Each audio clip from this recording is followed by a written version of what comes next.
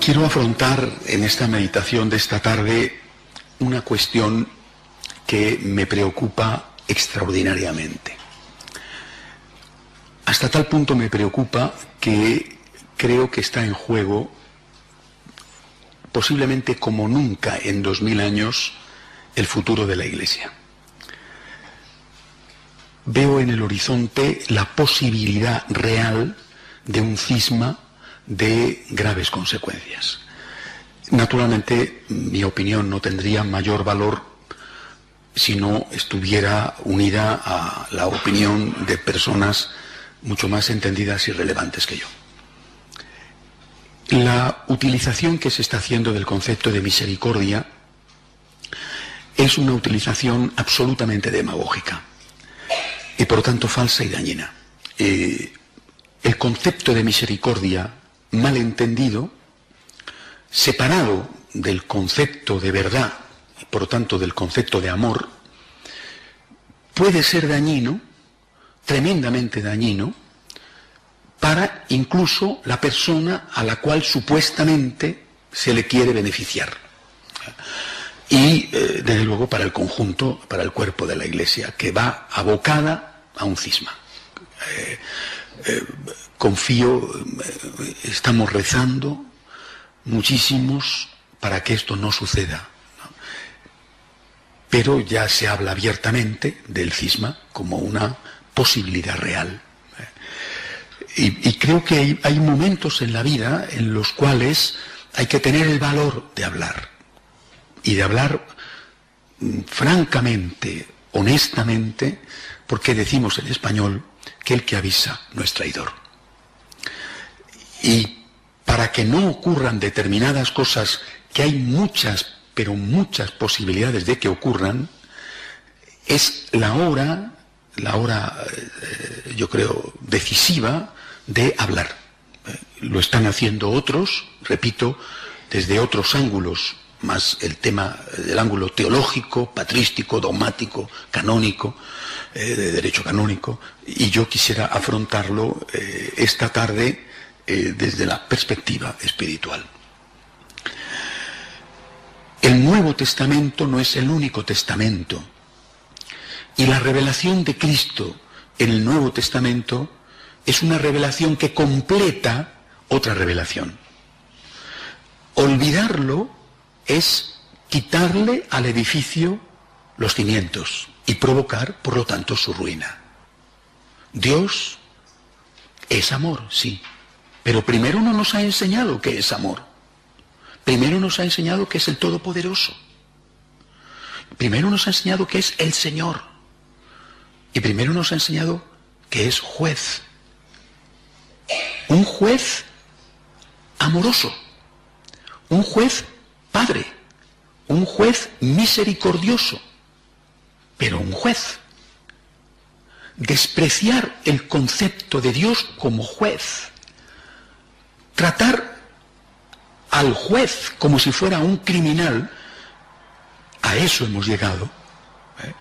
Jesús habla de que Él es el camino y asume los 10 mandamientos como algo que no se puede suprimir, nadie puede hacerlo.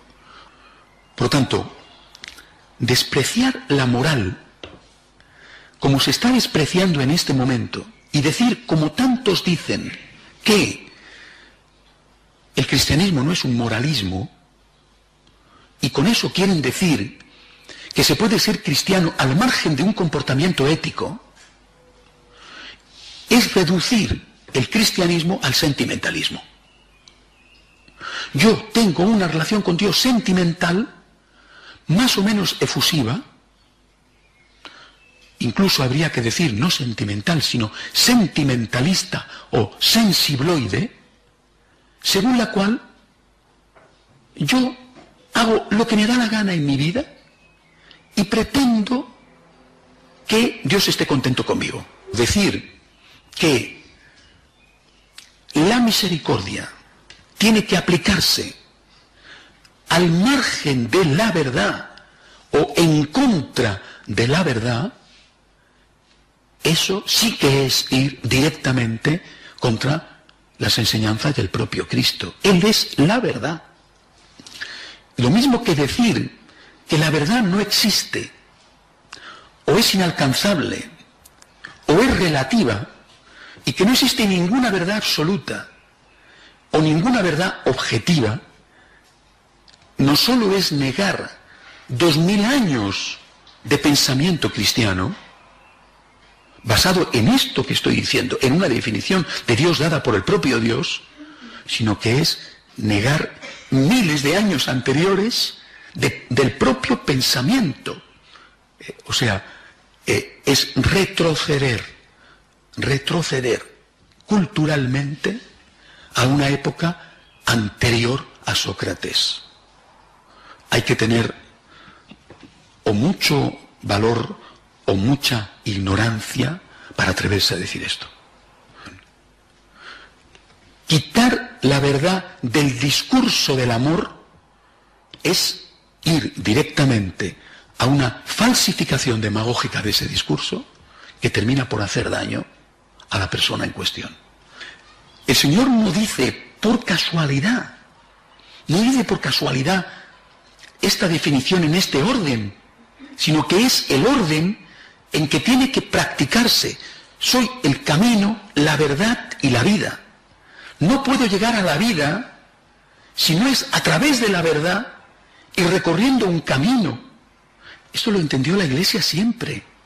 Cuando uno recoge ese concepto de misericordia en el Antiguo y en el Nuevo Testamento, se da cuenta de que la misericordia de Dios, siendo infinita, está limitada no por la parte divina, sino por la parte humana. Tú no condicionas el perdón de Dios, tú condicionas la recepción del perdón de Dios. Y además, ese perdón de Dios, esa misericordia divina, es una misericordia que solo puede ser entendida como regalo y no como derecho. Y este es otro de los puntos en los cuales se está demagógicamente haciendo confusión. Tengo derecho a. ¿Tengo derecho a? ¿A qué? ¿Tienes derecho a qué? ¿A comulgar? Comulgar es un don. ¿Tengo derecho a ser sacerdote? Ser sacerdote es un don. El planteamiento del hombre hacia Dios no puede ser un planteamiento de derechos, sino que tiene que ser, únicamente debe de ser, un planteamiento de gratitud. Yo no tengo derecho. La misericordia divina está siempre a 1 milímetro de mi piel, siempre. Pero para poder entrar, para poder cruzar ese milímetro, yo tengo que decir, perdóname, tengo que abrir la puerta con el arrepentimiento, perdóname, y tengo que abrir la puerta con el propósito de enmienda. Perdóname, voy a intentar no hacerlo más. Entonces, esa misericordia divina que ya salió inmediatamente del corazón de Dios, llega a mí, y yo la experimento como algo maravilloso, que no merezco, como un regalo al que no tengo derecho, y doy como respuesta a esa divina misericordia mi agradecimiento, que tiene que ser un agradecimiento de obras y no solo de sentimiento. El primer acto de misericordia que tiene Dios para con nosotros es decirnos la verdad. Hemos llegado a un punto en el cual consideramos misericordia la mentira, el engaño, y pensamos que somos misericordiosos con la gente cuando les engañamos y les mentimos. Tengo que darte una mala noticia y una buena noticia. Estás enfermo, pero tienes arreglo. Esto es lo que dice Jesús. Nosotros decimos, no, usted no me puede dar esa mala noticia. Usted solo puede decirme, estoy sano y estoy sano. Perdona, pero si te digo que estás sano y estás enfermo, nunca te curarás. el mal irá creciendo y por lo tanto nunca podrás alcanzar la salud, la felicidad, ni aquí ni en el más allá. Tú solo puedes comulgar el cuerpo y la sangre del Señor si estás éticamente preparado, soy el camino. Y si estás dogmáticamente preparado, soy la verdad.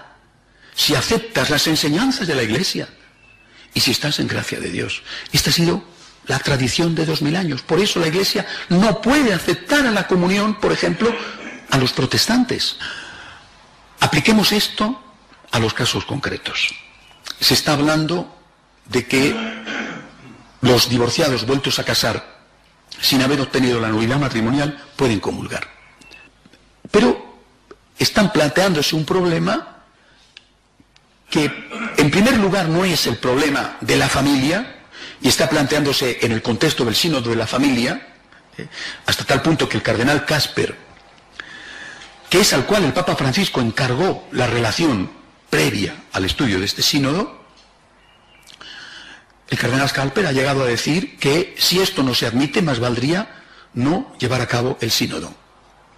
Si no se permite la comunión de los divorciados vueltos a casar, son palabras de él, más valdría no llevar a cabo el sínodo porque sería una gran decepción. Además, afrontar esta cuestión de forma aislada es ir a una trampa ignominiosa que tiene que saber, porque no se puede pensar que lo ignora, aquel que la promueve.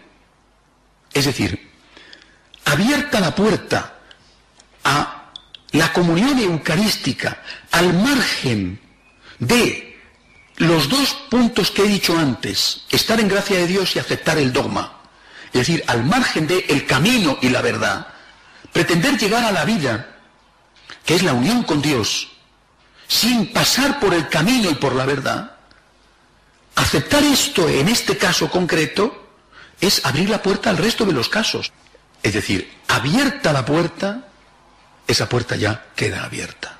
Y se presenta como misericordioso aquel que acoge la petición de esa persona concreta que desea comulgar y que no está en las condiciones.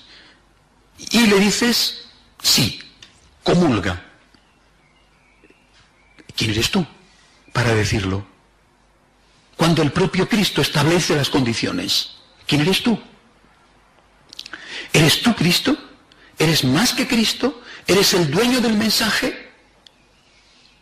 ¿Has destituido a Cristo como fundador del cristianismo para ponerte tú en su lugar? Hay que inventar, que hay que ser innovadores para resolver el problema.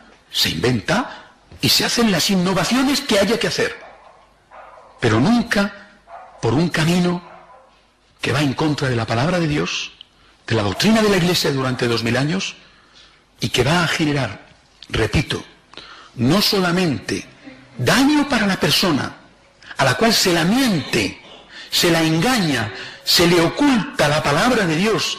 El que come y bebe el cuerpo y la sangre de Cristo indignamente, come y bebe su propia condenación. Se le oculta esto a esa persona, no haciéndole bien, porque esa comunión no le va a hacer bien, sino que le va a hacer mal, sino que es que además se daña gravemente a la comunidad, que va claramente a la división, va claramente al cisma. Hay que advertirlo. Repito, el que avisa no es traidor.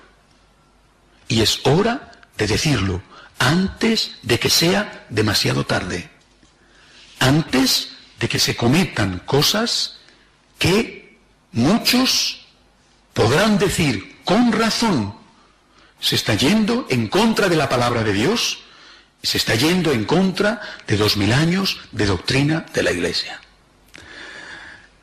Yo me veo en el deber de conciencia de hablar con esta claridad. Creo que somos muchos los que lo estamos haciendo. No sé si inútilmente, pero es el momento de decirlo. No se puede ir en contra de las enseñanzas de Cristo. Nadie, absolutamente nadie, puede en la Iglesia Católica decir: habéis oído que Jesús os dijo, pero yo os digo. Porque solamente Jesús es el Hijo de Dios. Y nadie en la Iglesia Católica es Dios por encima de Dios. Por encima de Jesucristo en la Iglesia Católica no hay nadie.